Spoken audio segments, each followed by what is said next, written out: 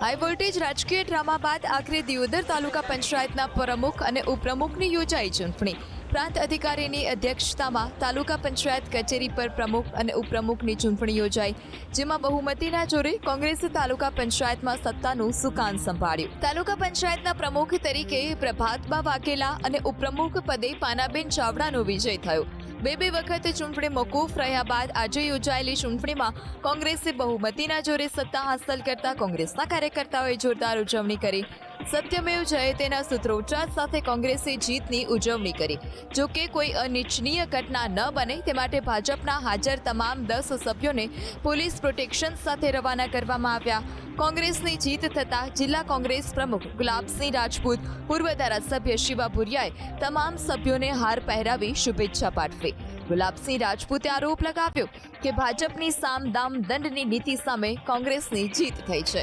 તો ચૂંટણી દરમિયાન સૌથી વધારે ચર્ચાસ્પદ રહેલા જાડા બેઠકના સગર્ભા સભ્યને ઘણી તકલીફો ભોગવ્યા બાદ કોંગ્રેસ સત્તા પર આવતા ખુશી વ્યક્ત કરી.